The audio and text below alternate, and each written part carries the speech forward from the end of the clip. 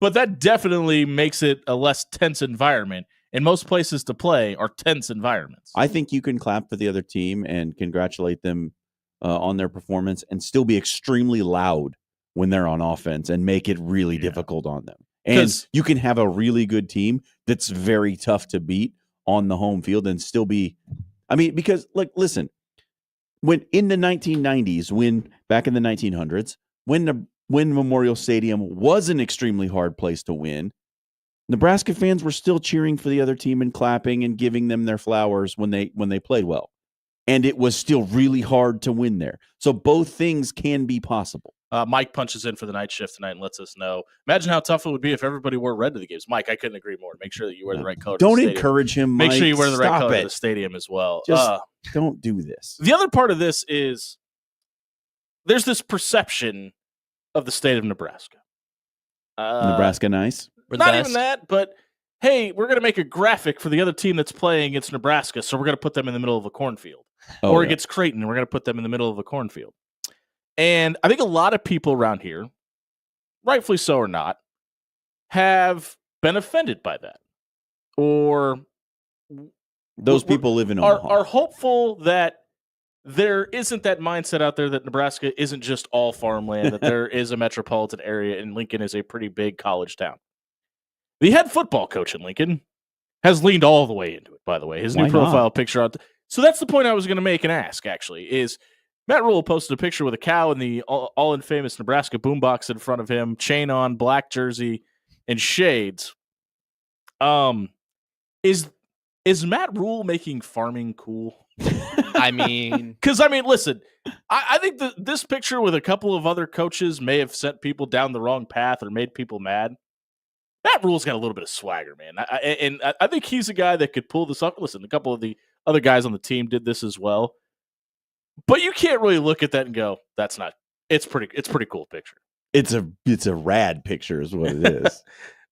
Is he making farming cool? I don't know. I think it's like as you've said, for the longest time, people have wanted to divorce Nebraska from the cornfield, right? Why?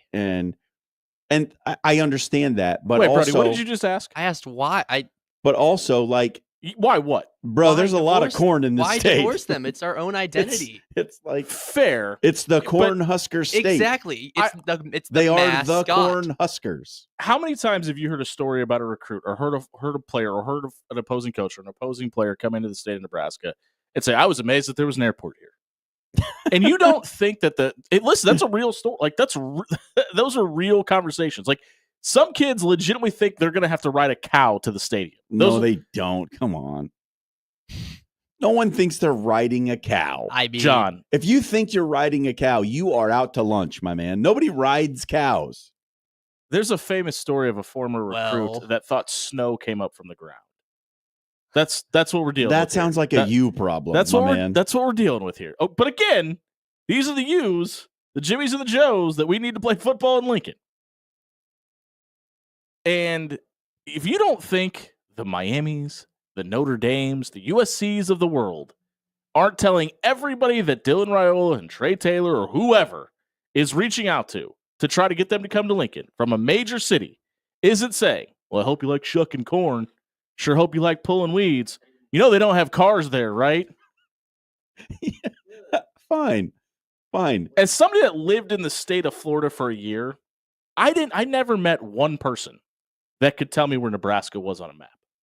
Again. So if you're that disconnected from a part of the country and somebody that you probably trust or is at least trying to instill trust in you is saying, you don't want to go there. They don't have plumbing. You're probably going to take a little bit of grain of salt. And look, it's fine. I think it's fine to put the truth out there that Lincoln's a city. It's not a giant city, but it's a city. And Omaha's right down the road. It is a pretty big city, and that you can do that, but you can still embrace what most of the state is, and lean into that a little bit and be pay homage to the roots of Nebraska. I think you can do both things. Just wear a sweet gold chain and some shades to make it look cool. Hey, 402. Also, like, geography education needs to be way better in this country. 402-951-1620 is where you can get hold of the show. We'll go to Jeff. Jeff, welcome into the After Hours Lounge. Hi, Jeff. Am I on? I'm sorry. You are. Welcome in. How are you? Hey, good. Hey, my daughter's going to Arkansas this fall. We just went down to a visit, and her roommates are from Dallas and Houston. And the mom and dad literally asked, so do you guys have like Costco's and like Whole Foods up in Nebraska? This is the perception. Gosh. This is the perception. What, Jeff, please tell me you gave a sarcastic response. I literally thought they were joking. I said, yeah, we have running water and shit too. Oh, yeah, well, Jeff, we got to keep the 4-letter words to a minimum. We appreciate the phone call. But yes, we do have running water as well. That's but that is the perception of this state is that we're a bunch of country bumpkins that are still probably marrying our cousins and have a lot of livestock on our property. Yeah. And for about 2.5 million of us, that's not the case. I wouldn't say 2.5 million. All right, probably close to 1.5, but whatever. I was trying to do Matt Rule. Close. Try to do Matt Rule and the folks of favors. Yeah, no, I mean, like, I think you can try to change the perception of the campus and still have fun with the agricultural roots that are very deep in Nebraska. I agree with that. I feel like that's what this coaching staff did. Should Matt Rule, like, listen, Matt Rule's all about leaning into things. Oh yeah. Should he lean into the video game thing? I could see him coming out in like a sumo suit for the first practice. He should or something. Do it. Let's It'd be do great. It. Please. Hey, if you missed any of the opening segment tonight, check it out at soundcloud.com/afterhours1620, where you won't hear any 4-letter words. It was brought to you by Allo Fiber. Allo goes beyond internet, bringing a fast, reliable, all fiber network right up to your home with fast, reliable speeds that you don't have to share with your neighbors. You're also going to get local teammates. That's right, no robots and 24/7 customer support when you head over to allofiber.com and sign up for your new services today. Check out allofiber.com and get out of the Stone Age tonight. Kirk Ferentz. Is he thriving in the new era of college football at 70 years of age? John Schreiner will tell you. The other side of the break.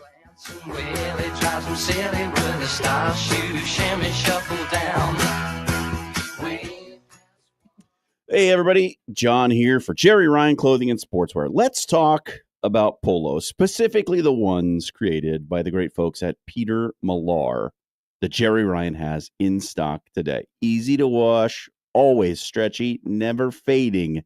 No matter how many times you run that bad boy through the wash. You want to play on Monday, run it through the wash and wear it again on Wednesday? Do exactly that because it won't wear out just because you washed it. It's comfortable on the course and it's easy to wear no matter what your swing looks like. And some of you might need a Peter Millar polo because I've seen your swings, been out on the course. Stop by 78th and Dodge and grab a Peter Millar polo for the links that you will not regret. Jerry Ryan, dressing Omaha for over 50 years.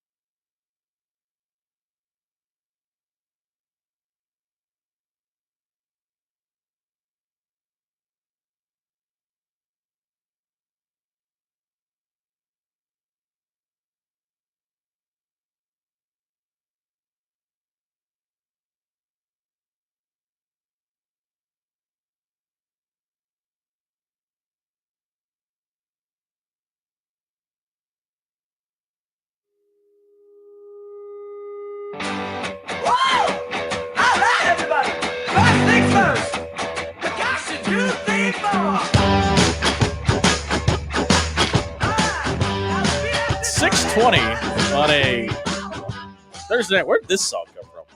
This isn't in our rotation. Ask Dan. What are you playing? This is the After Hours This bumps? is the After Hours bump. Okay, well, maybe Dan on his way out of town made some changes. It's the After Hours Lounge brought to you by Bellevue University. If you're looking for the ideal college experience this fall, head over to bellevue.edu, register for classes, and become a Bruin tonight.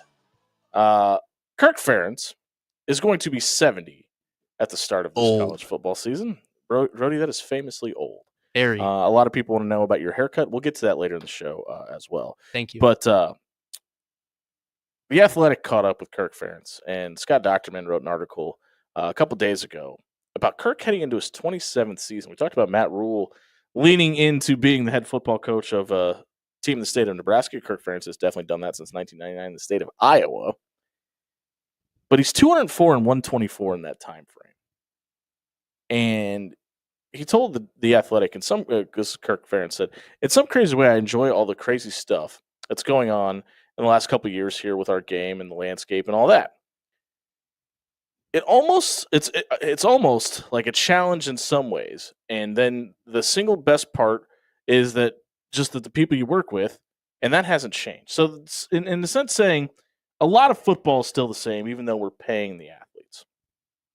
And according to Scott Docterman in the Athletic, Iowa football, for instance, directly generated nearly $92 million for the athletic department of Iowa in 2024 in the fiscal year, and indirectly brought in around $50 million in unspecified revenue as well. So you're looking at a roughly about $142 million brought in by the Iowa football program, and only $4.16 million of that money went towards scholarships.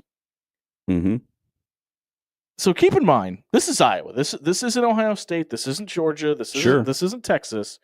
That's generating $142 million. What are operating costs, though? That's just revenue. Yeah. Fair.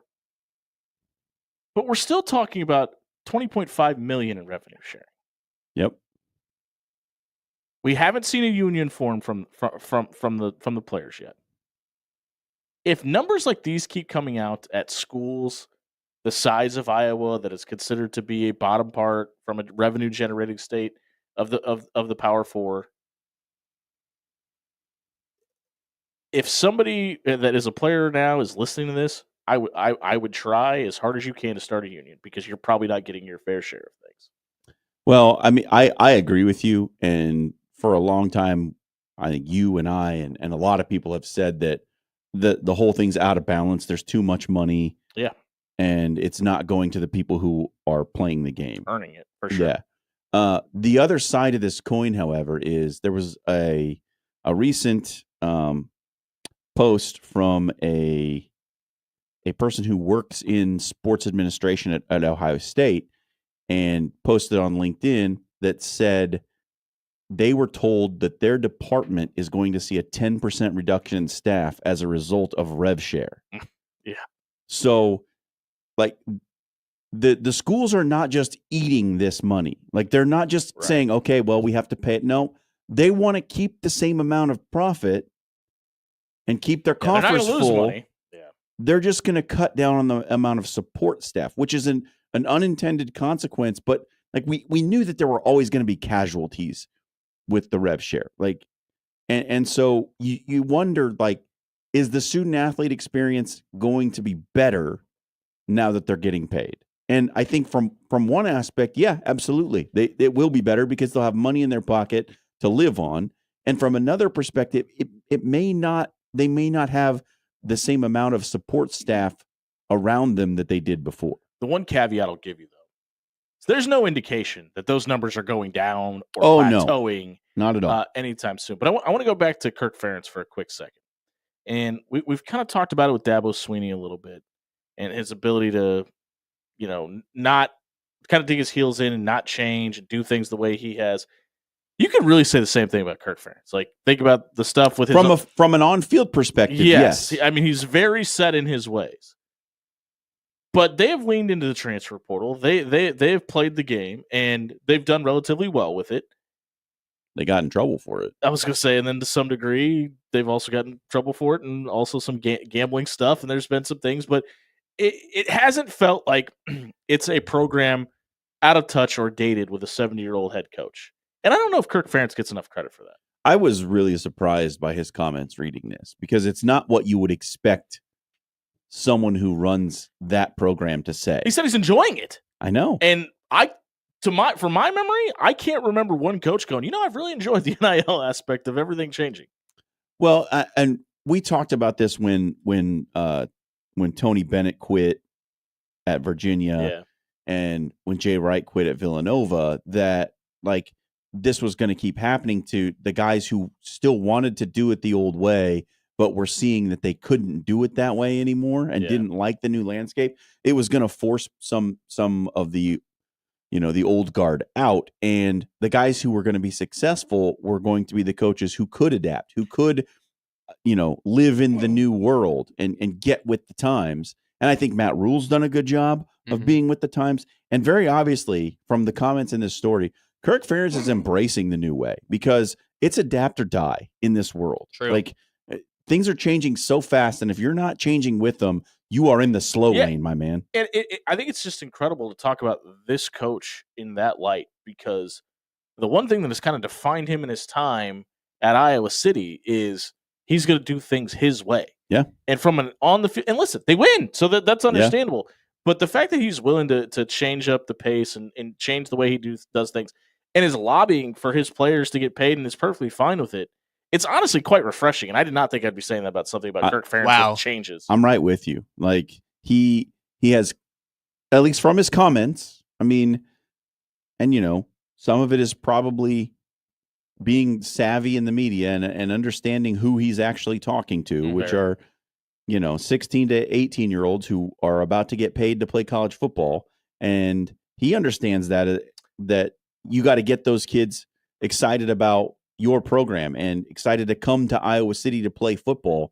And one way you will not get them excited is to say, like, I don't want to pay these guys. I think we shouldn't be doing that. That hasn't stopped some other coaches, though. Sure. And we kind of talked about the outside perspective of what Nebraska football is in the last segment. Iowa deals with that same stuff. Yep. And it's probably got a lot to do with why Kirk Ferentz is kind of leaning into it. Hey, speaking of head coaches, we're going to catch up with the head coach of the Omaha Central volleyball program. RL Glass brings her players in studio on the other side of the break. If you missed this segment, check it out at soundcloud.com/afterhours. 1620 was brought to you by Controlled Comfort Heating and Air. Temperatures are rising outside. You don't want it to be triple digits inside. Make sure you get a maintenance appointment set up with Controlled Comfort tonight. They'll come out, they'll take a look at your AC unit, make sure that it's going to last you through the summer. Take a look at your heater and make sure it's going to be ready for the winter as well. Get your maintenance appointment set up at controlledcomfort.com tonight. Just make sure you tell them that After Hours Central. We're talking Eagles volleyball on the other side of the break. 1620 The Zone.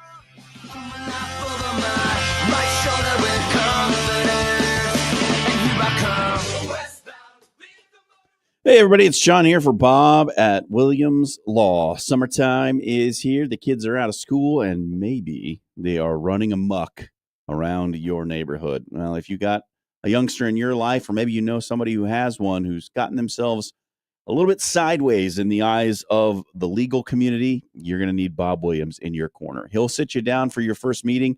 You don't have to give him any money. He just wants to get you set for your big day in court, explain your rights, and have you ready for success. Bob Williams, the guy who comes in and talks about the big pressing legal issues in the sports world with us, can talk about the big pressing legal issues in your life. Check out WilliamsLawLLC.com.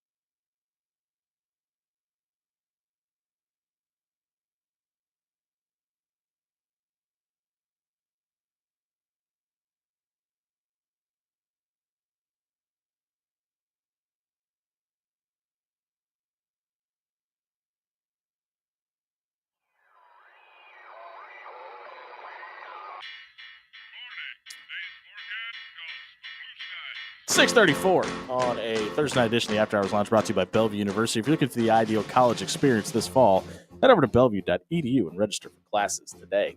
It's Eagles night on After Hours. The Omaha Central volleyball team is in studio with us tonight. Their head coach, Ariel Glass, is with us. She's brought Lana Briggs, Renata Krajcek-Eatman, and Scout Grummins with her tonight. Coach, thanks for being here. Thanks for having us. Thanks for the reminder that you were supposed to be here as well today. Yeah, no problem. Hey, like to be prepared. A year ago, 16-17 overall, but this team is really streaky. A couple winning streaks, a couple losing streaks, and how does this team become more consistent this year? I think that's going to be a little challenging. We really have a young team. Sure. We graduated a lot of seniors last year, a lot of experience, a lot of varsity experience, which really speaks to like some of those winning streaks that we were able to grab onto. This year, we have to just start working on those skills and building up the confidence on the court for each individual athlete, and then coming together as a team as consistently as possible. We've seen that the sport of volleyball, especially in this state, just take off in terms of popularity, and the skill level and the talent level is really high. I mean, this is one of the highly recruited states for volleyball talent. Yes. What's that like for you as a coach when you know, like, every night we're lining up against a team full of studs when you're on the sideline? It can be tough and intimidating. Yeah. And from my perspective, it's always we just have to go out there and give them the best fight that we possibly can. We can't focus on those individuals who are their big hitters or they're great, amazing setters. We have to just focus on what we can do and try to adjust as much as we can as our individual team rather than just focusing on a singular athlete. It just doesn't work out very well in the end. When you're a head coach at Central, there's a lot of attention on your program. It doesn't really matter what sport it really is. What is that like to work at a school and coach for a school that you know that you're going to get the support / fan support that you need when you guys are out there playing? Volleyball's a different one. Sure. We don't have games on Friday night, so it's not like the thing to do. The on student the sections doesn't weekend. come in, sure. Student section doesn't show up as much for our games as maybe they do for a Friday night. You hear football that, game Central where students? Yeah. It's not as easy, or maybe they're not as interested, don't have that drive to really show up. So maybe that's something that we figure out this year is how to get that Yeah. student section. Is that a big deal for you? Yes. Okay, yeah. I'm from a small town. That was always something that we did. We Mm. went to those athletic events. It's part of our community Sure. building aspect. So we have to like dig into that community aspect down here at Central and just really, we want you to attend. We want you to support our teammates. We want you to support your fellow Eagles, and just showing up would be really, Yeah. really lovely. You kind of mentioned it, but looking at your roster from last year, ton of seniors on that list, and Yeah. obviously you can't keep those around for a fifth year. They don't get a red shirt. Nobody's got a COVID year this year. But No. I mean, what have you seen as far as from the end of last season to where we are now? That new crop of players taking up that leadership mantle. I definitely see it. We have the dedication. They're showing up for open gyms and for weights and conditioning, and it's just continuing to drive in those skill work, passing, setting, attacking, serving, getting consistent. Can you hit the ball to the same place more than one time? Sure. Yeah, you've kind of mentioned a little bit about the youth on your team this year. Tonight, you brought a senior, a junior, and a sophomore with you. Is that Yes. kind of indicative of what this team's going to look like in 2026? Yes. Yeah. Definitely. The senior that you mentioned right now is the one returning junior that we had from last year on the team. So that leadership position from the senior standpoint is definitely in her shoes right now. Well, let's talk to that senior right now. Lana, go ahead and step up and grab the microphone. Lana Briggs is with us tonight. You just wrapped up track season before the end of your junior campaign. How difficult is it for you, to get your body ready for volleyball after track and vice versa? I don't think it's that difficult at all because I've been in club season since the middle of December and we're still going. We have nationals next week, so I don't think. Where's nationals? It's in Dallas. You excited? Yeah, I'm very All right. excited. I'm supposed to be there for around like 9 days. Oh, that's very cool. It seems like you made a huge jump from your sophomore to your junior year in terms of both time on the court and your stats. Big jumps in all your statistical numbers. What made that possible for you? I'd say club again. I learn a lot more at club than I do at school, honestly, because my coaches really want us to win like that bad. Sure. Who's your club team? I play for Attack in Council Bluffs. Sure. My coach always wants us to win, and she's like very hardcore. So sure. When you talk about being a leader for your school team, though, making that jump, being the only senior, coach alluded to a minute ago, how big of a deal is it for you to be a leader on this team? Pretty big, because I'm playing with a bunch of little kitties, and they all look up to me, and it'd be pretty cool to have them look up to me. Sure. Is there anybody in particular you've taken under your wing? Maybe Scout. Okay. Is there maybe a moment or a coach or a player who really inspired that love of volleyball in you? I would say my friend Taya. She was a pretty good hitter. Every time she'd get the ball set to her, she'd put it right down, and I kind of got inspired by her to just like be that middle that is actually being a pretty good middle blocker. So, what does life after high school look like for you? I'm pursuing architecture right now. I do plan to play volleyball in college. I've gotten a couple offers from like Indiana and things like that. So the dream school would be? I don't really have one on my list right now, but I'll probably get one. See if the Texas weather can sway you down there. Lana, thanks for being here tonight. I appreciate it. We'll go over to Renetta. Renetta joins us in Renetta Krajcik-Aitman joins us in studio tonight as well.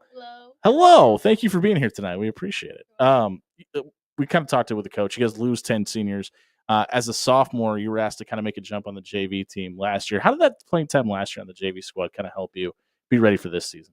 It really showed me the different level of play that the varsity team has, and the different type of way the game works, and the different levels of like hitting, passing. So it really kind of showed me like what I need to be prepared for, and also it also helped me being on the court, just the repetition of getting in the groove and learning and improving my passing and setting. It really just opened my eyes on the next level of the game and how I need to prepare and like see it out, to become the best I can.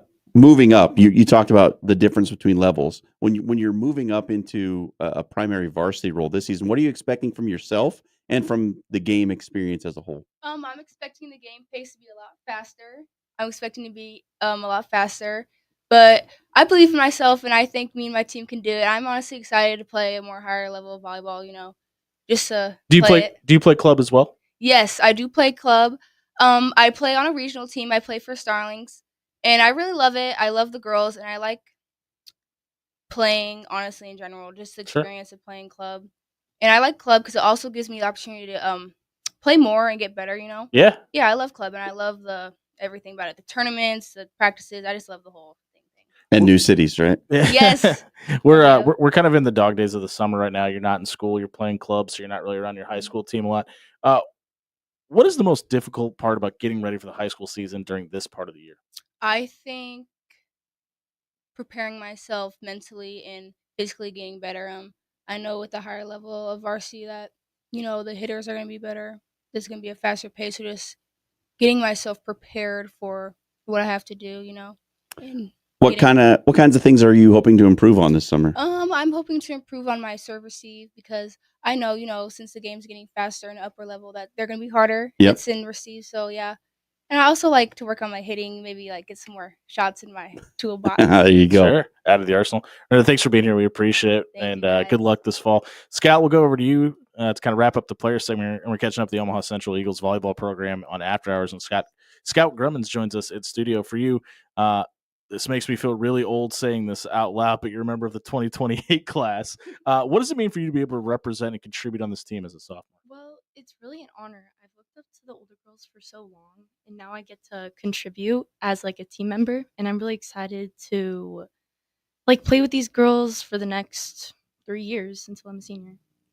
You're setter, right? Yes. So people see the setter and they say, "Oh, you put it in the air for the hitter to smash." Sounds really simple, but I'm sure it's more to it than that. Explain to someone like me who hasn't played volleyball, what do we not know about the setter position? Well, I feel like a lot of people think it's a lot more physical, but it's really about like the mental aspect. You have to like realize who's on the court. You have to like realize that where they want it. Yeah, where they want it, the pace. You're kind of setting the whole momentum for the game. Yeah. We just talked to Renetta a little bit ago, and she obviously contributed as a sophomore as well. Is there anything that the upperclassmen, and we already heard Lana said she's kind of tried to take you under her wing a little bit. Is there anything that the upperclassmen have prepared you for, giving you advice on to prepare you for the sophomore year? Yes, they've like taught me to stay calm and trust myself and to just be confident overall. Like while I'm on the court, I can't let like tiny little like problems on the court get to me. Mhm. You know? So many seniors. We talked about it with Coach gone from last year's team. How have you seen the underclassmen take up some of those leadership roles? They focus a lot and they're very vocal. I think they like truly do want to get better and they do want to contribute to the team. And it's all about showing up. It doesn't matter what grade you're in. Have you thought about life after high school at all? Is that too far away? I think I want to move to the East Coast. Okay. Oh, Yeah. nice. Well, Scott, thanks for being here, and good luck this fall, and thanks for joining us. Coach, we'll go back over to you to wrap this up. We're catching up with Ariel Glass of the Omaha Central Volleyball Program and her team here on 1620 The Zone. What does this team have to do to not only stop being streaky next season, but maybe make a run, maybe make a chance to get to state? Play a lot of volleyball. Sure, yeah. A lot. Yeah. And work at it. And put that time, that commitment into the sport to get better. It's not just a 1 to 2 a.m. or a 1 to 2 p.m., 3 to 6, like practice day, 4 times a week. It's a Full-time commitment. it's a full-time commitment. It's something that you have to decide for yourself that you want to get better at, and then you're putting in the work wherever you are so that you can get better. If it's film, it's watching film, working on those individual skills. If I point something out, if your club coaches have pointed something out that they want you to work on, it's then deciding to work on that specific thing. You have a bad habit, you got to break it. And Absolutely. it takes a long time to break a bad habit. Experience only comes with time, right? Yes. Well, Coach, thank you so much for being here tonight. That was the Omaha Central Volleyball Program. If you missed their segment tonight, check it out at soundcloud.com/afterhours1620. Is brought to you by Goose's Bar and Grill in Papillion, right off Washington Street, 129 North Washington. $1 draws, $4.50 mini pitchers all night. Stop and grab one of the BA burgers with cheese and a side for just $12 as well. It's Goose's Bar and Grill, the home of Wing Wednesday on After Hours. We'll be right back finding out what's trending on social media here on 1620 The Zone.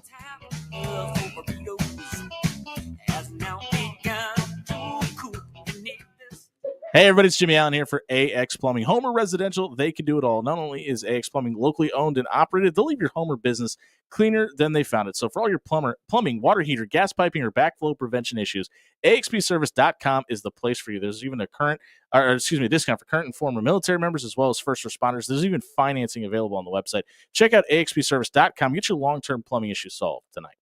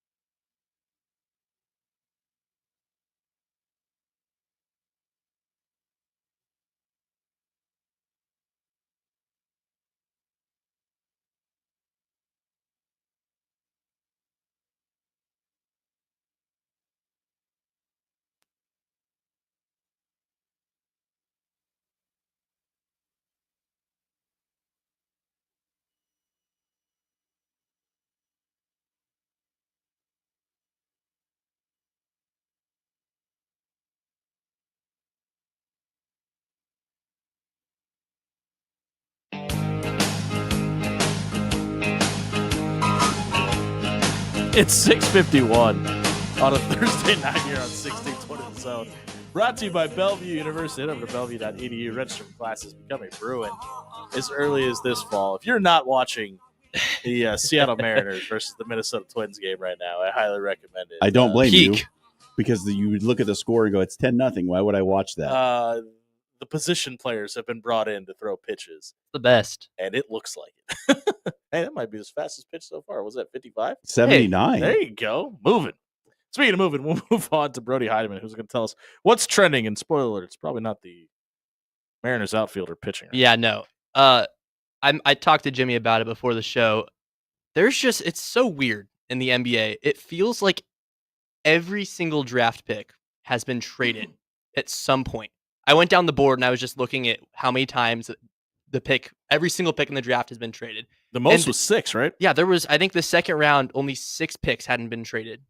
And so you would think, okay, so this team traded the pick. It's the other team's pick now.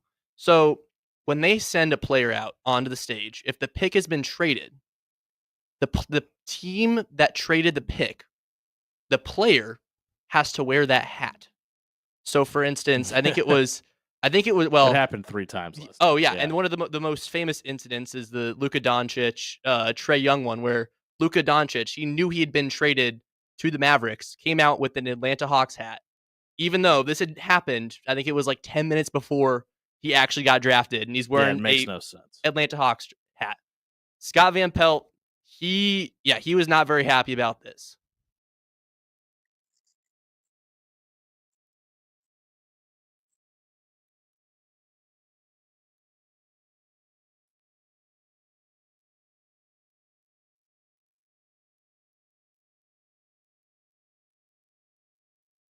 It's pretty plain and simple. Just fix the hat. I don't. You're a multi-billion-dollar company that has paid a lot of money to be able to to produce this TV show. That's all this is. This is all a formality. We don't need to be on camera doing this. Maybe you should probably do it at a high clip, ESPN. Yeah, I don't know what are you doing? And the NBA does this like more than the other leagues too, where Yes. like we're going to draft this guy and we're going to trade him after we draft him immediately. Like, what the hell are we doing? Just trade the pick. Yeah, just trade the pick. It doesn't make sense at all. Why do you have to draft the player and then immediately trade him? It's so stupid. Why do we have to do 2 nights of the NBA draft? Also? That yeah. Tonight is the second night, and I get that they're trying to do it to give the players their opportunity to pose on camera with their sweet chains on, I guess. Or their suits with shorts. Yeah, that's a choice as well. Hey, if you missed the social media soundbite tonight, check it out at soundcloud.com/afterhours. 1620 was brought to you by Pixel Fire Marketing. If your company needs help with search engine optimization, maybe you need a website built, pixelfiremarketing.com is here to help. Their social media experts will ignite your social media presence, entice your ideal client, and engage your brand online. Check out pixelfiremarketing.com for more details tonight. We're talking golf on the other side of the break. 1620.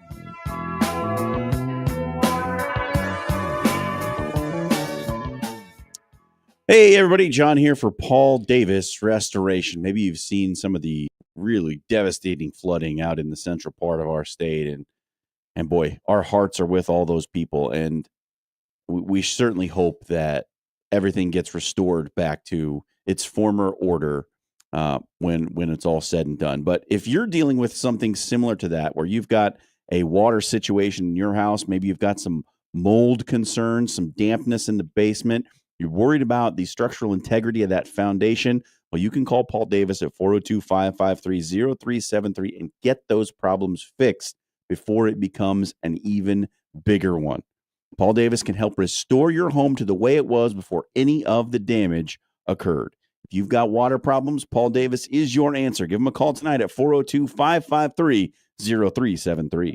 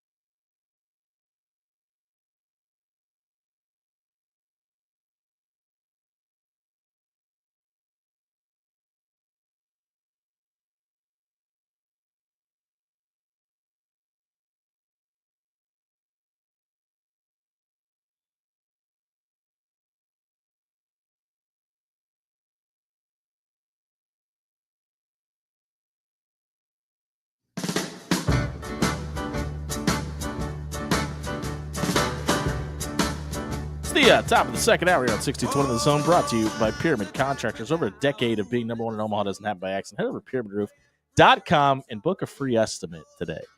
Dan Campen is not in tonight. And ironically, we're right on schedule. Hey. I don't know if that's a coincidence or not. Brody Heidemann sitting shotgun tonight for Dan Campen. Brody, what do we got by or so? Well, I don't know where Dan's at. I don't Where think anybody in the world knows. Yeah, is Dan Dan has been Campen? gone a lot. And so wherever Dan is, he also did not happen to be here when we talked golf last time.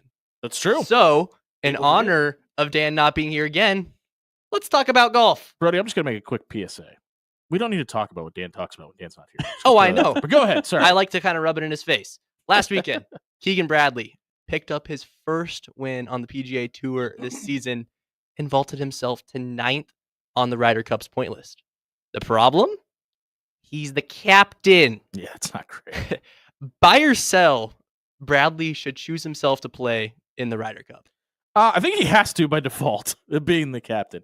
But this is almost so I buy that he has to do that. But this is almost indicative of where golf is right now in America, right? Like the guys at the top of the list have been foreigners for quite a while now. And outside of that guy called Tiger, there hasn't been an American that's really stepped up and grabbed Scotty. Yeah, but I'm talking about like as a whole. Like so, it's been dominated by Rory and outside of Scheffler. Like Phil left for Liv, and he hasn't been the same guy.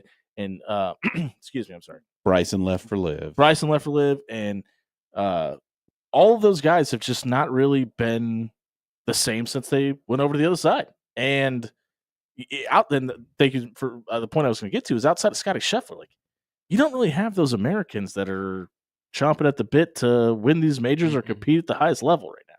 And it's been kind of dominated by guys on the other side of the pond that you're gonna have to play against in the Ryder Cup. Well, I mean, if Keegan's got his game rolling, he has to. Yeah. Right. Like, Yeah, that's the problem. Is if you're one of the best, like, doesn't matter. It's just It shouldn't matter. did either of you watch Full Swing? we no. do not. Have you seen the clip? So last time the Ryder Cup was around, he was on the fringe of getting selected. And so basically how it works, if you're 1 through 6 on the points list, you are automatically in. You're selected. Should be, yeah. 6 through 12 is up to the captain who they get to pick. And Keegan was the one, I think they called him the last, like he was the first one out. Like he was the guy, the first person they didn't pick. Ride the bench as the captain. So that's why everyone said, they're all saying, is this his get back by picking himself to go play now that he's actually in the on the decision-making right chair? side? Yes. Yeah. So I don't know. Golf. yeah, it's golf. Yeah. Weird. Yeah. Pick Jack- yourself. Jack Go Nicklaus. Yeah, why not? I'd pick myself. Jimmy, Yes. our Yankees are broken. They have lost 6 of their last 10 games and look broken when it comes to scoring runs. There's what was the streak? Wasn't it? It was 26. 26 straight innings without scoring a run. Buy or sell, the team in the Big Apple needs to go out and trade for a big piece No, this they're trade fine. deadline. Listen, it's the middle of July. Like, we're coming waiting up. We're waiting for the All-Star It's break. coming Just up. Get the All-Star break. It'll be fine. Let Judge get to 30 home runs and rest everybody. Get your arms back. I'm not ready to hit the panic button yet. I mean, we're watching fourth string left fielders throw pitches right now in a meaningful MLB game. True. I'm not pushing the panic button yet. I'm good. Baseball's canceled. Oh, I know it is, John. I mean, it's With that being said, the Yankees are also a half game up in first. I'm not hitting the panic button. they're going to go out and buy somebody. It's kind of why I wrote this, is because I Kinda have what- a feeling It's kind of what they do. But the I don't Yankees think are going to go buy you asked me somebody. if they need to, right? Wasn't that your question? I don't think they still need need to, though. I think they need another arm in their. I mean, either their pen, because Devin Williams. Oh, I don't know if you know this, Brody, but the bullpen's not getting any runs. Well, yeah. Still, they save runs. John, I know you just said baseball is canceled. Yep. I got one more baseball question, and it relates to a guy that you've probably covered, and I think he's a very famous guy up here, even though he was up here very shortly. Everyone's favorite youngin, formerly of the Florida Gators, Jack Cagg. He's struggling. He's currently only batting a 178 and has gone hitless in his last 4 games. Buy or sell, he needs to come back to Omaha. I'm going to buy because he's probably going to get a ticket back to Omaha real soon with that batting average. It just like he was tearing it up and he did really good in his short stay in AAA, but it just hasn't translated at the major league level yet. He may need to to get the mind right and go back down a level. But here's the thing. Like, the Royals need all hands on deck. I was going gonna say he's not going anywhere. He's not coming back to Omaha. He might need it, but I don't think he's going to get it. Yeah, listen, they've lost 5 straight, and in that stretch, the most they've scored is 2 runs. Yikes. The reason he got called up in the first place, way before he needed to be, by the way, was because they just need some sort of shot in the arm, and they're not getting it right now. And listen, we talked about experience with the volleyball team a little bit ago.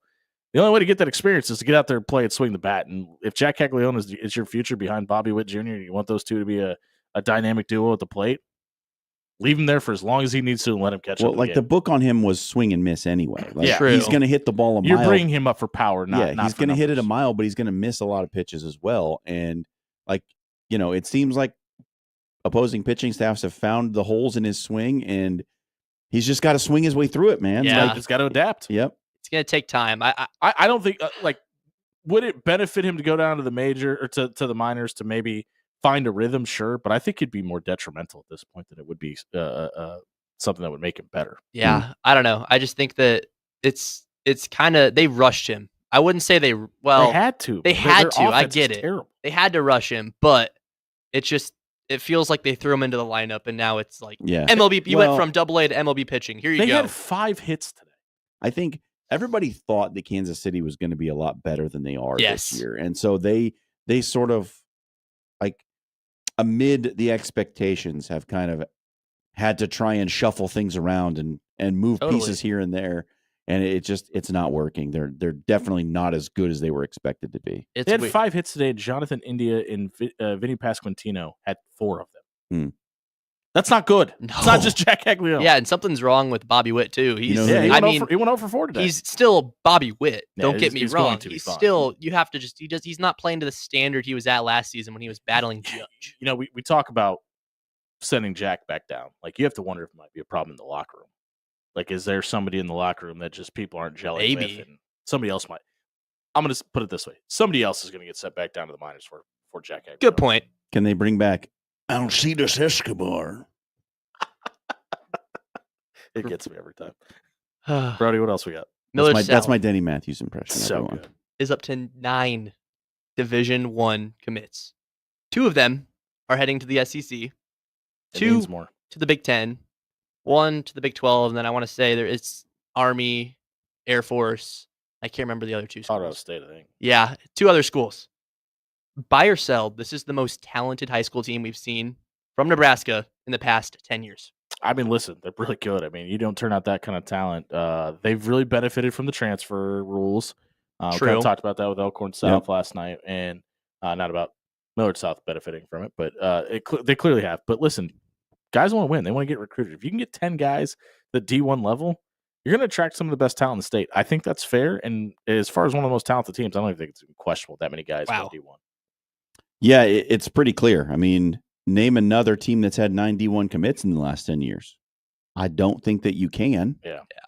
I mean, West Side's probably some of those West Side teams were pretty loaded, and I don't think they had 10 D1 commits. So from an on paper standpoint, yeah, absolutely. I don't think there's a question about it. Got to win another state title, though. Yeah, that's the other thing is, and new head coach. There's some teams, especially West Side and the guys you had on last night, Elkhorn South. They have, I mean, it's going to be Class A football this year. I think not only is this going to be the most talented team we've seen in the past 10 years, I think this is the most. It's got to be up there with the most talented pool of players in all of Nebraska playing. The Class A football season, especially in Omaha, is going to be so interesting because you get year 2 of Alan Burrell at Millard North. Mm-hmm. Like, what does that look like? New head coach for the first time in 21 years at Millard West. You got Bellevue West, the Sarpy County Giant, like Taylor Mendenhall taking over at Millard South. We just talked about. It's going to be a fascinating Class A football season. Yeah, and there's obviously there's the favorite, but I mean, look at West Side. They got. I mean, talk about they're still West Side. Yeah, Jet Tamala, but then we got Braylon Warren out here, who's got how many offers is he up to right now? All of them. Yeah, but like he's also going to be a sophomore. Like, nothing against Braylon. I think he's obviously clearly talented, but there's still going to be some growing pains for him this year. There always is for sophomores in high school. Yeah. All right. Something we talked about during the break, something big. is coming next Tuesday. Yep. Rivals on 3 coming together. Buy or sell, this is great for users. It's going to save people money, so I think that's a great thing. And Rivals has kind of struggled to have their main flagship schools be represented. There's been a lot of change in some of those bigger publications. I think this is good. It's going to save people money. It's going to give people more of a one direction place. Like back, bro, you won't appreciate this because you're 12 years old, but like 13. When I was in high school, like Rivals was it. Like they're like yeah, that was the only thing. Scout was around. It was kind of getting started, and that kind of fell on its face a little bit. But 24/7 came along much later, way after. Yeah. So, and that was nice because you had one voice talking to you, and I think that's something like, and maybe as a radio show host, I shouldn't say that aloud, but it's become a very, very saturated market to some degree. And listen, I don't think anybody, no offense to anybody else out there, I don't know if anybody else is doing it better than On3 is from a grand scheme right now. Not necessarily just in Nebraska, but as a whole. Yeah, I'll tell you why I think it's good for users. The website alone, On3's website is really good. And yeah, Shannon Terry has done a fantastic job. I was never a big fan of Rivals' website. It just felt like crowded and clunky. Evolved. And, it just felt like there was a lot of things jammed in there. Now that's a minor thing. I think where it maybe won't be good for users is diversity of voices. Sure. Because you still have 24/7. Sure. And 24/7 still does a really good job. Yeah. And they do. And they have some really talented writers and talent analysts over there at 24/7 as well. But I don't know. I think that because look, with this merger, there's going to be a lot of guys who aren't retained and are going to find themselves out of work in this field. I'm sure they'll find something to do, but it's great for users, but it's going to be bad for the writers. Yeah. And like when you're looking at high school recruiting, what do you want? You want to hear a bunch of different opinions so that you can you can hear like maybe this guy loves a player and this guy is not so high on a player. And you can kind of find the middle ground of what, may be the actual truth. And so from that perspective, it might not be great, but like On3 is doing really good things. And I love what they're doing. So if they can bring these two things together, I think it's probably a net good in the long run. I think that I saw some of the things they're going to be doing with it. I think Shannon Terry put out a tweet of kind of how they're laying it out. I think it's Rivals is going to have, it's going to be I think it's all focused on the recruiting side of football. Which is what it was in its heyday. Yeah, and exactly. That's why I think that's great, and that's great for it. And then On3 is going to focus on, I think it's like NIL, transfer portal. I can't remember if there's another category. And I think that's great. I think like John was saying, the kind of, or I think it was Jimmy that was saying, like under one voice, kind of keeping that idea afloat. Well, I've always thought it was interesting that like, and I could be wrong. Don't please tell me if I am. That like On3 was perfectly fine with, hey, here's our ranking of this guy of a high school recruit. Mm-hmm. Here's like our biggest competitions ranking of this guy too. And I always thought that was really interesting that the other publications were fine with that. Maybe this is why. I love it because I do too. I think it's great. No one person is going to be right about one kid at football. It's nice to have, the composite ranking of all of it put together to kind of meet in the middle ground. I think that's perfect for a recruiting side of anything. All right, let's talk about the elephant in the room. People want to know what inspired the haircut.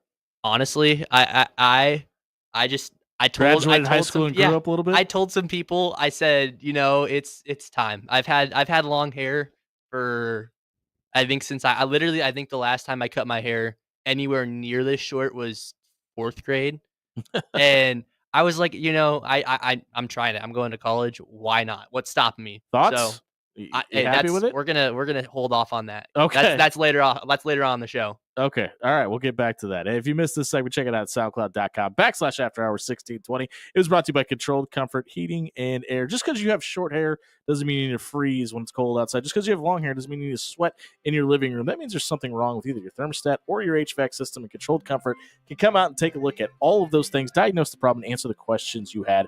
Head over to ControlledComfort.com and book a maintenance appointment tonight. Will, won't, should returns to the After Hours Lounge. Things that should, won't, and will happen in the Big Ten football season. We'll tell you on the other side of the break. 6:20 zone.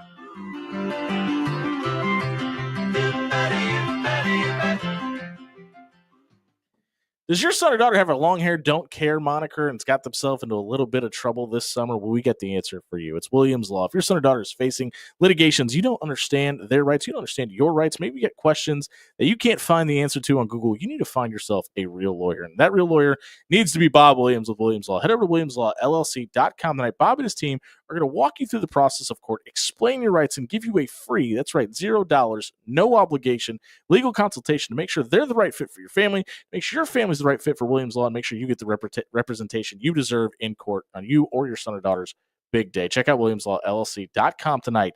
Get a free, no obligation legal consultation with Bob Williams.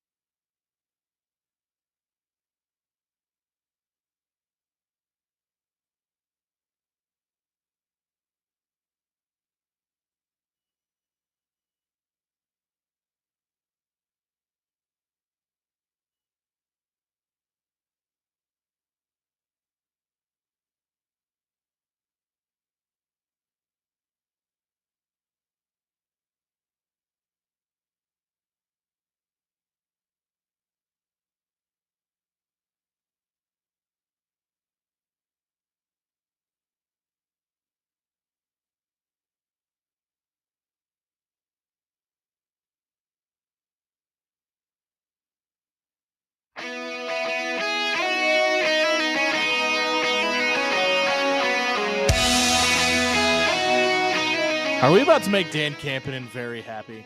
The Minnesota Timberwolves second-round draft pick is in. Could it be a familiar face? A lot of buzz around Ryan Kalkbrenner right I now. bet Rasheer Fleming. Oh, it is Rasheer Fleming. Good call, Brody. Brody Campanen. Brody Heidemann, sorry. Brody Camps. Hey, That is the After Hours Lounge, brought to you by our friends at Pyramid Contractors. Over a decade of being number one in Omaha doesn't happen by accident. Head over to pyramidroof.com. Book a free estimate for your windows, your roof, your gutters, your siding. They do it all. Check out pyramidroof.com. Get a free estimate tonight. In the midst of the NBA draft, we're going to talk college football because it is all always. It's time for Will, Won't, Should. We're going to tell you something that will, won't, and should happen in Big Ten football this season. I'm going to go and start us off. And I've been beating this drum for a while. I'm going to beat it till it dies.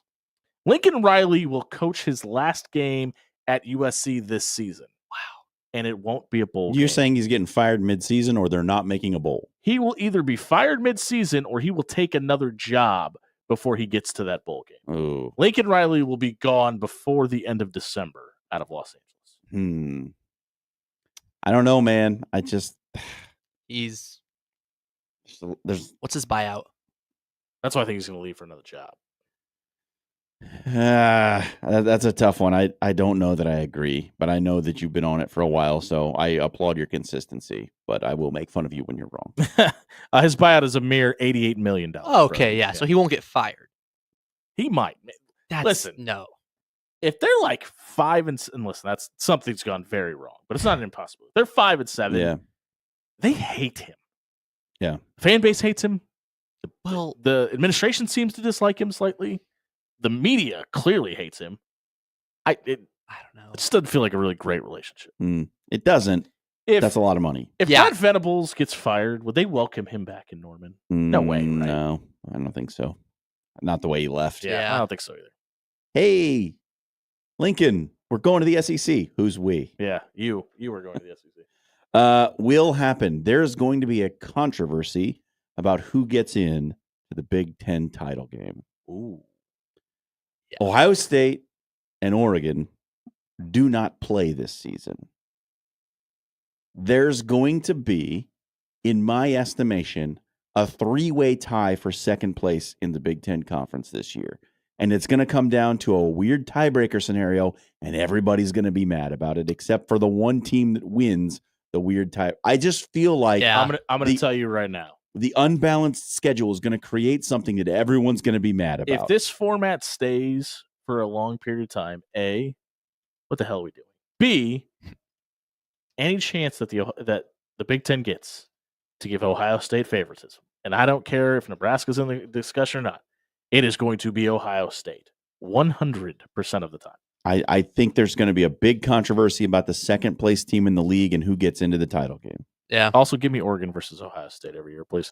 Brody, what will happen in the Big Ten this year? One of the top teams, whether it's Michigan, Oregon, Ohio State, they're going to switch quarterbacks in the middle of the season. Ooh. I think that there's so much a lot of new faces. There's so many new faces, and that there's so many young guys that one of the teams there's gonna be something that goes on middle of the season, and we're gonna see the guy behind them come in, because I just think that there's no way that with how young and how inexperienced the guys are, that there could be a chance. There's more than likely a chance they just play out the whole season, but some of those guys, there's no way they make it through the whole season. The 32nd pick is in for the Boston Celtics. This has a chance to be Ryan Kalkbrenner. I said this on the Roll Jays podcast today. I don't think this is going to be, and I think the Celtics are actually going to trade back into the second round later and get him. We'll see what happens here. But before we get to that, I'll tell you what won't happen in the Big Ten this season. Purdue will not go winless in the Big Ten this year. I don't expect a massive jump in year one under Barry Odom at Purdue. This offense will be more formidable this season. I think Ryan Brown is a better jump up than Hudson Card, who didn't want to be there, clearly will be. And I expect Purdue to be not drastically improved, but improved to some degree. Okay. Yeah, it's pretty hard to go winless. You have to be did it last pretty year. Bad. They did it last year. Yeah. My won't. The Big Ten will not win a third straight national title. Ooh. I agree with that. Actually. From an odds perspective, it's really hard to do, and I think that there isn't that experience Ohio State's loaded. They're not as Mhm. loaded as they were last year. Yeah, there's a lot of turnover, especially at the quarterback position in the league this year. I don't see one of the Big Ten teams ultimately coming out of the playoff. The SEC will get to beat its chest once again. Noah Penda, the forward from France, goes to the Boston Celtics. Another Noah from France. That's the third Noah from France that's been What selected. they say about France? They know about basketball. They don't. Brody, what will happen or what won't happen? There's been a flood of Noahs in the draft. Am I right? I'm gonna say a team that joined last season, so great dad joke. Washington, USC, UCLA, or Oregon, won't make it to the title game. I think that there's a lot of hope for Washington and Oregon. I think there's gonna be a fall off this year, and I think we're gonna see the teams that kind of. I mean, Washington wasn't as good last year. I just don't think those teams are going to play as good this year. And Oregon's not bringing back Dylan Gabriel. Yeah. Listen, but it's Dan Lanning. Yeah, I mean, if you can come You in, kind of got to trust them at this point, right? But they lost. If you could come in year one into the conference, even with guys coming back, and not only be effective in your brand new conference, but run the table, win the thing, and be the number one overall national seed, like. It's kind of hard to say, well, they got a lot to replace. Yeah. Because it just kind of, and listen, they also had Nike money. So, yep. True. What should happen? Michigan should make it back to the college football playoff this year. Hard disagree. Ooh. Their toughest road game, have you seen their schedule? Yeah, I Their have. toughest road game is in Lincoln. They have to go to an Oklahoma team that's already on the ropes and got their coach on the hot seat. It's kind of hard to say that they're going to lose to Ohio State because they just don't do that anymore. It's really hard to find 2 losses on the schedule. I know they're going to have a freshman quarterback. We just talked about youth and experience with quarterbacks. But if Michigan wins 10 games this season, because it's really, really, really hard to find 3 losses, they're in. Yeah, I mean, it all depends on how much you trust the head coach, and I just don't. Mhm. So and what's happening at quarterback also. They're going to start a freshman that they just gave a mint Yep. to. True. Their schedule is New Mexico, at Oklahoma, Central Michigan, at Nebraska, Wisconsin, at USC, Washington, at Michigan State, Purdue, at Northwestern, Maryland, Ohio State at home. Find me 3 losses in that group. I'll wait. I mean, Lots like we do this all the time, Yeah. but can't. like we look at the schedule and we go, "Oh yeah, but," and then we've done it with Nebraska for so long. Like, "Oh, that schedule's so easy; they'll win 9." Well, that's not always how it works, man. Michigan wins Mhm. 10. Put it in the book. What should happen this year? Washington, the Huskies, should be this year's surprise team in the Big Ten. You want to talk about manageable schedules? Can you call a team that competed for a national championship 2 years ago a surprise team, though? Yes. Yeah, because they have The turnover. they had a completely Brand new new roster and a coach, brand yep, new head coach. I hear you. and they were only moderately successful last year. Okay. So I'm saying like top 4 finish. Yeah, I guess that'd be a pretty big surprise. Yeah. Very manageable schedule. They get Ohio State at home. We do this every year. How many times have we said Nebraska? Yep. I'm taking my own medicine All here. right. But their toughest games are at home against Ohio State. They go to Washington and they get Oregon at home. The rest of them, Purdue, UCLA, Wisconsin, Illinois at home, and Rutgers. So it's not a murderer's row. And I think Jed Fish is a good coach. I And do I too. think with a year to build on the roster after the absolute exodus when Caleb DeBoer left, I think he's going to get it rolling. That's what I trust in more than the schedule, is that Jed Fish is going to have it figured out. Brody, what should happen in the Big Ten this year? Indiana should stay in the top 25. I think that Signetti is bringing back. I think I don't like that Indiana is bringing in some of the guys they are, but Francisco Mendoza, I think he is a baller.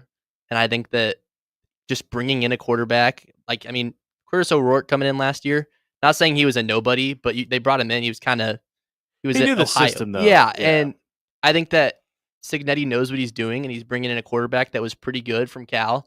And I think that they're going to continue to just kind of stay. I don't think they'll be as good as they were last year, but they should still remain one of the top teams in the Big Ten in the top 25. You know what should happen? We should talk to Brian Mutzer. We should. He joins Yes. us next. If you missed this segment, check it out, soundcloud.com/afterhours1620. It was brought to you by Jerry Ryan Clothing and Sportswear, the premier suit buying experience in the Midwest. If you've got a big day, maybe the biggest day coming up this summer, you want to be the best dressed groom in the Omaha area, stop by Jerry Ryan Clothing and Sportswear, centrally located on 78th and Dodge. They're your one-stop shop for all your suit buying needs. Head over to Jerry Ryan Clothing and Sportswear and tell them the After Hours Lounge sent you. We'll be right back with B Months from Husker Online here on 1620 The Zone.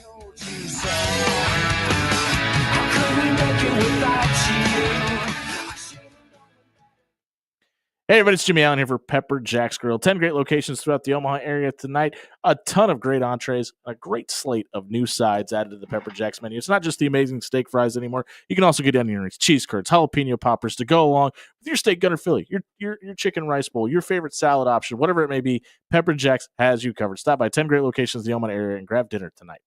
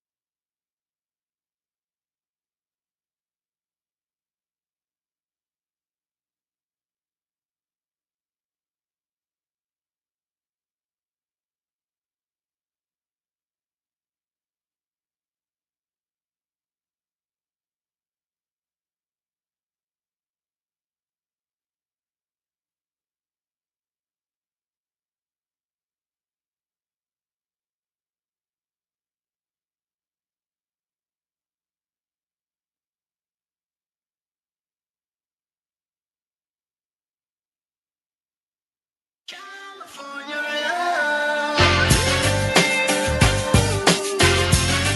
ever read the book, You Give a Mouse a Cookie? No? No? If you give an intern a radio show, start talking to the guests like they owe them something. It's the After Hours Lounge, brought to you by Pyramid Contractors. Head over to pyramidroof.com. I'm curious. Book a free estimate for your windows, your roof, your gutters, your siding. They do it all. Check out pyramidroof.com tonight. Remember when Brody looked at the landline and didn't know what to do with it? Yeah. I'm that young. That was a real thing. Brian Munson from Husker Online and On3 joins us now. Brian, I apologize. I told the intern not to talk to you. Oh, no, it was fine. And actually, I have read the book, If You Give a Mouse a Cookie. It's a great book. In fact, on my 26th wedding anniversary today, and congrats. That was probably my oldest son's favorite book for us to read to him. Yeah, that's a good one to go back and reminisce about today. Do you remember the weird haircut that the mouse had in the book? It's kind of I do. It's kind of the haircut the intern has. Wow. Okay. Oh my goodness. Hey, Nebraska goes into Florida. You're so mean. I'm a nice guy. Jimmy. Nebraska goes into Florida and gets a commit that there was a lot of suitors for in a defensive back. And when we talk about Nebraska winning these battles, why do you think Nebraska, with the last 8 to 10 years that this program has kind of suffered through, is starting to win some of these higher level competitions?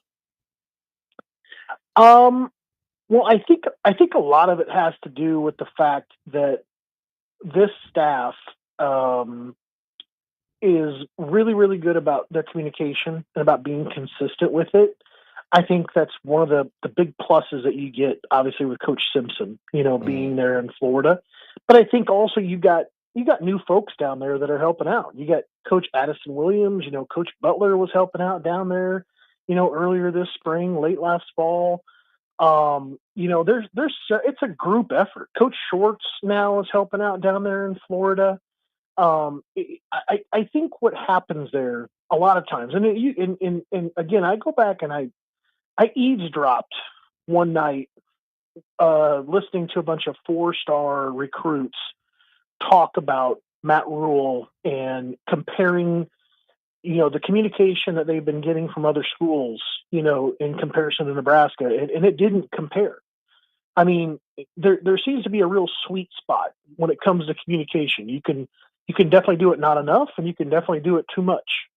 And I think that that Nebraska operates right there in the sweet spot of the right amount and not being too overly pushy. And the topics, they try to stay away a little bit from football, and they just want to build a relationship and have good casual conversations. So I think that's a big part. And I think the second part is, once these recruits, get to Lincoln, and it's like what Trey Taylor mentioned to me a week ago. He visited Nebraska, and he was like, "Why am I going there? Like, what do they have there in Nebraska?" And he gets off the plane in Omaha, and he's like, "Oh wow, I didn't anticipate this." And then I get to Lincoln. He gets to Lincoln, and it's, "Oh wow, I didn't expect to see these facilities." And Matt Rule and his staff are way cooler than I could have ever given them credit for, over the phone or through the mail and other communication. So I think it starts with the communication that staff has, and then once they get to Lincoln, I think that it really, that ends up being like that huge selling point, the town, the facilities, how great it is, the people around the program, etc. Who do you think was the biggest component in them landing Danny Odom over Clemson and Ohio State?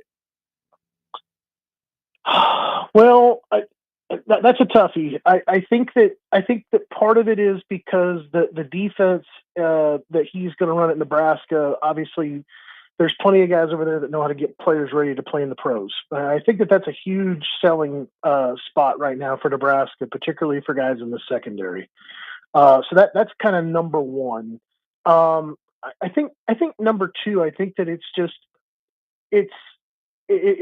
does come down, to basically the where things are at when it comes to kind of trending those types of programs. I think people have to kind of see and feel that there's an optimism around the program, and and I, I'm writing my tunnel talk right now, and it's hard kind of not to think about over the last couple of weeks how positive all the recruits were, because number one, you had Dylan Raiola helping out with official visits, and then you had Dayton Raiola, who was in town last week, that's been helping out. You got Trey Taylor, that's been helping out the last 3 weeks. Like those guys have been putting in some extra hours, and I think that guys like like Luke Sorensen, very proudly kind of stand up and go, that quarterback room is insane.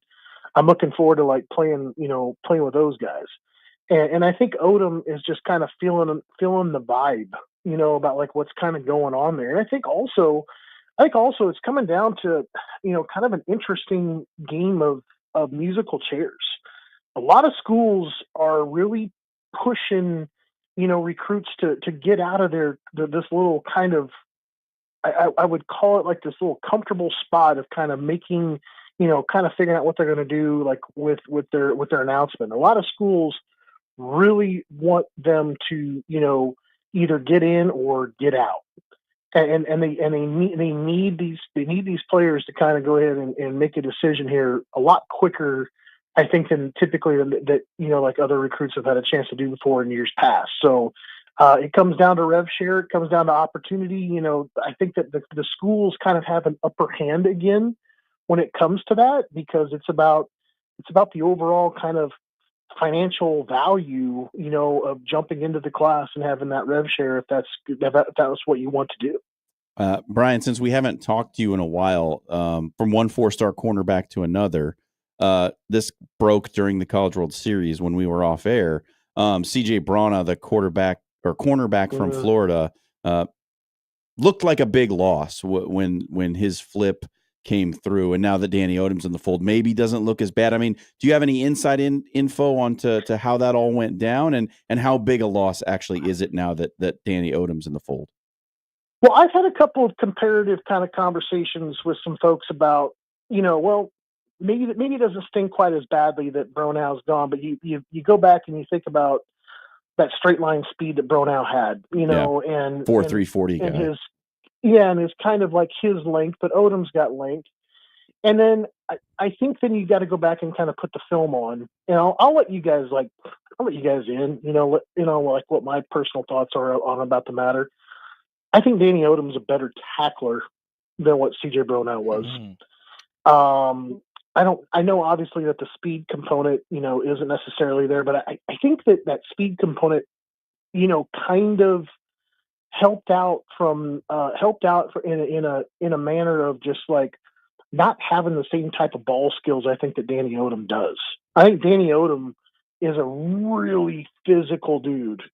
He can get on you and jam you and get you off, get the timing all screwed up.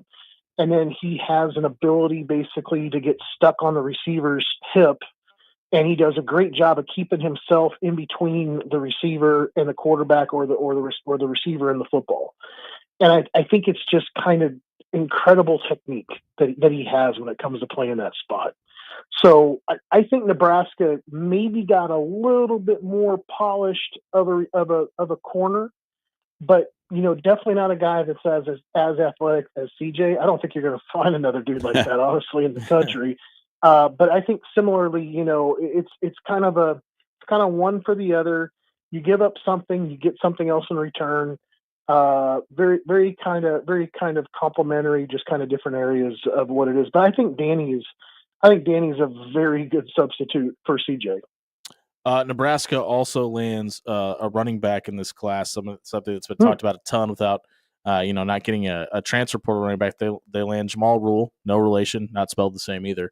What do we know about the 2026 running back, and why was he a need for this class?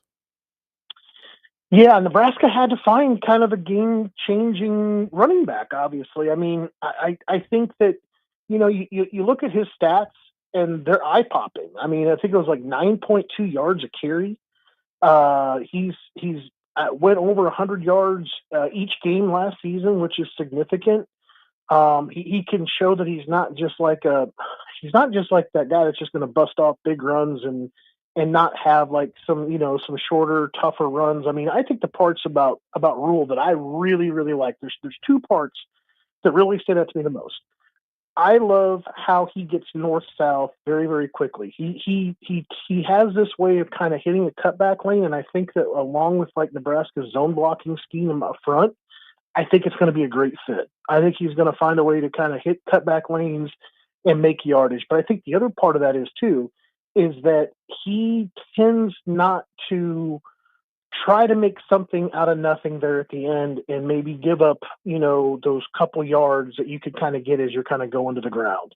I think that that's really, really, really important, particularly like if you're Holgorsen, you're standing on the sideline and you're thinking, man, it'd be so much better if I was 2nd and 3 right now versus 2nd and 5. Yeah. Because 2nd and 5, I'm having to run another time to kind of put this into like a 3rd and short if it's like a 4-down territory thing versus I kind of got it down. I can go ahead and just do something with it, because I can get 3 with 2 no matter what, because I'm having to get, 3 with 2 and run the ball, basically on 2nd down again. So I think that that's something to kind of keep an eye on. I think Rhule runs really, really hard. He finishes hard. And I think that he's a guy that's really going to benefit from that zone blocking scheme that Nebraska has. We talked about it a little bit in our buy or sell segment, but Millard South is now up to 9 Division I commitments. I mean, have you ever seen anything like this out of this state where one school has so much Division I talent? No, never. It's maybe some of those West Side classes, that they've got probably maybe a little bit more on the top end, in a couple classes. Yeah. But I think as far as like overall, like just depth of the players, and my son's up there at Eastern Michigan and he saw a couple of those guys at Lindenwood, and made a couple offers while he was out there, at Lindenwood to some guys there at Millard South. So I know that they're very talented. I know that they've got a talented group and they go very, very deep. So I have not seen it ever before. Maybe you saw, if you wanted to go ahead and argue about top talented guys, I think maybe some of the, like I said, the West Side teams might slip in there and have some things to say about it. But as far as like 9 guys deep, no, never seen that before out of the state of Nebraska. Before we called you, we had a little discussion about things that will, won't, and should happen in the Big Ten this football season. Any thoughts? Will happen. I'm gonna say that Indiana is, well, how am I gonna say this if it's as a will though? I don't think Indiana is gonna live up to some expectations. Ooh. You don't think they will? I don't think they will. So Indiana will miss the college football playoff, is what you're saying? Handshake Brian. What's that? Handshake, me and you. Yeah. John's in the same boat. I'm the opposite. Yeah, I'm not feeling them as much this year. That's the first thing. Might actually, see a little bit of a downturn on Illinois as well. I don't know. I mean, that's a toughie. I think Nebraska is going to win 8. I think that's kind of where my line is at right now. There's a possibility for a 9th, but I think that some things have to happen, and they've got to stay healthy, and they've got to improve as a team as this kind of season goes on. But I think that they still make a challenge there towards the end. That's probably all I really got for you there. I'm still kind of stuck on thinking about the book that we were talking about at the top of my segment. You can give a mouse a cookie. You can go follow Brian Munson at _online. Give Brian a cookie. Make sure you subscribe to On3 and Huskers Illustrated as well, where you can find the rest of his work at. Brian, we appreciate you. Congratulations on the anniversary as well. I appreciate it. Lots of good stuff in Tunnel Talk tomorrow, guys. I wish we could preview some more of it, but I have a great readout of what to expect in recruiting over the coming days and weeks. B-Months, we'll catch up with you next week. Thanks for your time. See you guys. If you missed Brian's segment, check it out at soundcloud.com/After Hour 1620. It was brought to you by AAX Plumbing. Home or residential, they can do it all. Check out AXPservice.com for all your plumbing, water heater, gas piping, or backflow prevention issues. AX Plumbing is locally owned and operated. They'll leave your home or business cleaner than they found it. Check out AXPservice.com for more details today. Papillion Sanitation, trash takes, Wrapping up the show. We come back. 1620 The Zone.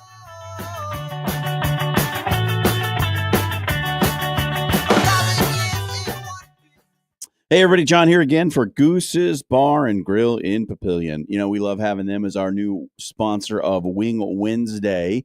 We had the drawing for the $25 gift card last night. You can get involved next week. All you got to do is retweet the gift of those wings. But in the meantime, stop on down to 129 North Washington Street in Papillion and check them out for yourself. $1 draws, $4.50 mini pitchers of beer.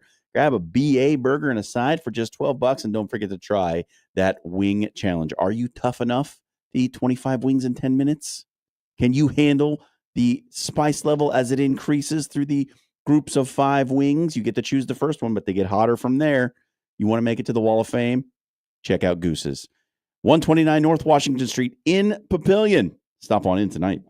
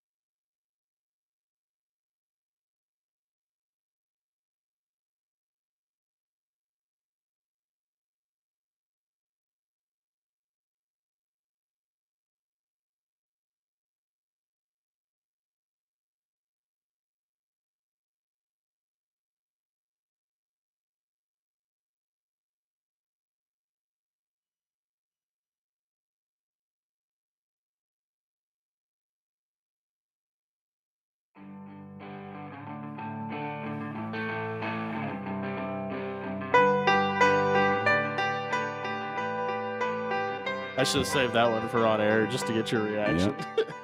The end of the After Hours Lounge here on 1620 The Zone, brought to you by Pyramid Contractors. Over a decade of being number one in Omaha doesn't happen by accident. Head over to pyramidroof.com and book a free estimate today. It is time for a Papillion Sanitation trash takes of the night. I will not say what I said off air for my trash take. Don't do that. But my trash take is that Ryan Kalkbrenner deserved to be a first-round pick, in my opinion, and he ends up going in the second round to the Charlotte Hornets, and the Hornets got themselves a winner if he ends up staying in Charlotte. But he gets paired up with Liam McNeely. So a couple of Big East guys getting to kind of work together. And listen, we saw what Liam could do in Omaha, and we've obviously been able to see what Ryan's been able to do over his career. But congrats to the Big Pal, and congrats to the Hornets on a absolutely great draft class so far. Good for him. Yeah. Happy for him. I got a bone to pick with the Big 10 and the Big 12. It was announced today that that PayPal is teaming up with the Big 10 and the Big 12 to enable payments to student athletes. What is this, 2006? Well, hold on, because PayPal owns Venmo. Yeah. So. But honestly, like, why can't you say Venmo then? Yeah, it's weird. I don't know. If I'm paying that much money, I'd probably want my parent company Hey, on the front page. You're not going to say, I mean, you're Come going to on, say man. your Venmo, hey, I'm going to Venmo this college football player $10,000. I feel like that's not, I think you'd say you're going to. This is the only PSA I'm going to give tonight. If you Venmo somebody over $800, you got to put it on your taxes. So put that out there. I just, like, leave it to the Big 10 and the Big 12 to do something that makes them seem like the oldest guys in the room. Like, honestly. Like, PayPal is yesterday, bro. Like, come on. All right. Big haircut. Big trash take. Short hair is better. Yeah? After Great going take. short, I mean, no longer am I the only person with long hair. It is 10,000 times better. I don't have to do as much. It's a lot easier. I'm not as sweaty. I learned. I was Good out. to know. Thanks for I was letting out me at know. Tiburon the other day golfing, and I was sitting there. And I'm like, there's a nice breeze hitting the side of the top of my head. And I have not felt this ever. You can probably wear a smaller hat, and you save yes. money on shampoo Yes, also. yes to all of that. Jimmy It's knows. Great. What's shampoo? That has been the After Hours Lounge. If you missed any of it tonight, check it out at soundcloud.com/afterhours1620. Is brought to you by Allo Business. Are you looking for a new managed service provider for your company, whether it be data, business, TV, cybersecurity, or voice solutions? Allo Business has all of that and more for you. You're also going to get 24/7 support from people right here in Omaha taking care of your needs for your company. Check out allobusiness.com. Sign up for new services and talk to a real-life person in Nebraska tonight. For Brody Heidemann, John Schreiner, I've been Jimmy Allen. Happy National Coconut Day, everybody. What if you grip it by the husk?